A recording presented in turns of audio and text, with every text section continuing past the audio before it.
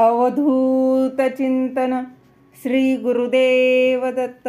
श्री स्वामी समर्थ. जय जय स्वामी समर्थ. कहाणी ज्येष्ठा गौरीची. नक्की ऐका. आटपाट नगर होतं. तिथं एक गरीब ब्राह्मण राहत होता. पुढे एके दिवशी काय झालं, भाद्रपद महिना आला. घरोघरी लोकांनी गौरी आणल्या. रस्ती बायका दृष्टीस पडू लागल्या, घंटा वाजू लागल्या. हे त्या ब्राह्मणाच्या मुलांनी पाहिलं. मुलं घरी आली आणि आईला सांगितलं, आई आई आपल्या घरी गौर आण. आई म्हणाली, बाळांनो, गौर आणून काय करू? तिची पूजापत्री केली पाहिजे. पुन्हा घावन घातल्यांचा नैवेद्य दाखवला पाहिजे. आणि आपल्या घरात तर काहीच नाही. तुम्ही बापाजवळ जा, बाजारातलं सामान आणायला सांगा. सामान आणलं म्हणजे गौर आणील. मुलं तिथून उठली आणि बापाकडे गेली. बाबा बाजारात जा, घावन घातल्याचं सामान आणा, म्हणजे आई गौर आणील. बापानं घरात चौकशी केली. मुलांचा नाद ऐकला आणि मनात फार दुःखी झाला. सोन्यासारखी मुलं आहेत, पण त्यांचा हट्ट पुरवता येत नाही. गरिबापुढं उपाय नाही. मागायला जावं तर मिळत नाही आणि त्यापेक्षा मरण बरं म्हणून उठला. देवाचा धावा केला, तळ्याच्या पाळी गेला. जीव द्यावा म्हणून निश्चय केला. अर्ध्या वाटेवर गेला. इतक्यात संध्याकाळ झाली आणि जवळच एक म्हातारी सवाशीण भेटली. तिनं त्याची चाहूल ऐकली. कोण म्हणून विचारलं. ब्राह्मणानं हकीकत सांगितली. म्हातारीनं त्याचं समाधान केलं. बोधाच्या 4 गोष्टी सांगितल्या आणि ब्राह्मणानं म्हातारीला घरी आणलं. बायकोनं दिवा लावला, चौकशी केली. पाहुण्या बाई कोण आणल्या म्हणून विचारलं. त्यावर नवऱ्यानं आजी म्हणून सांगितलं.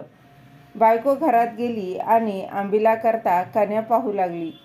तो मडकं आपलं कन्यांनी भरलेलं दृष्टीस पडलं. तिला मोठं नवल वाटलं. ही गोष्ट तिनं आपल्या नवऱ्याला सांगितली. त्याला मोठा आनंद झाला. पुढं पुष्कळ पेच केली. सगळ्यांनी अगदी पोटभर खाल्ली. त्यावर सगळीजण आनंदानं निजली आणि सकाळ झाली तशी म्हातारीनं ब्राह्मणाला हाक मारली. मुला मला न्हाऊ घालायला सांग म्हणून म्हणाली. घावन घातलं देवाला कर, नाही काही म्हणू नको, रडगाणं काही गाऊ नको. ब्राह्मण तसाच उठला आणि घरात गेला. बायकोला हाक मारली. अगं ऐकलंस का? आजीबाईला न्हाऊ घाल असं सांगितलं. आपण उठून भिक्षेला गेला आणि भिक्षा पुष्कळ मिळाली. सपाटून गूळ मिळाला. मग सगळं सामान आणलं.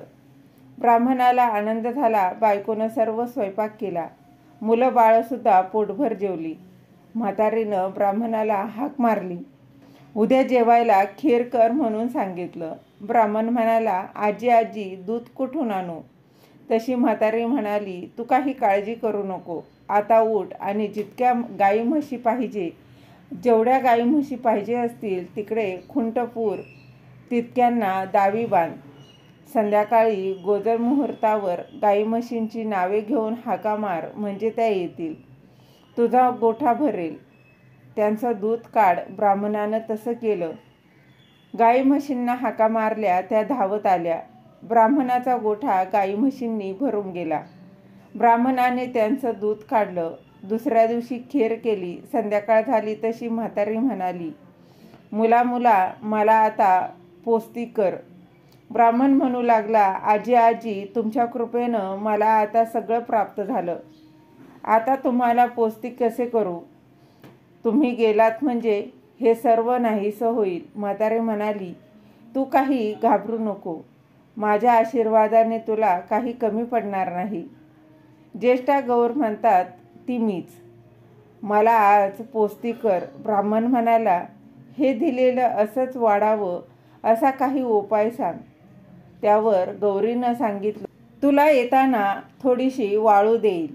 ती साऱ्या घरभर टाक. हंड्यावर टाक, मडक्यांवर टाक, पेटीत टाक, गोठ्यात टाक. असं केलंस म्हणजे कधी कमी होणार नाही. ब्राह्मणानं बरं म्हटलं. तिची पूजा केली. गौर आपली प्रसन्न झाली. तिनं आपलं व्रत सांगितलं.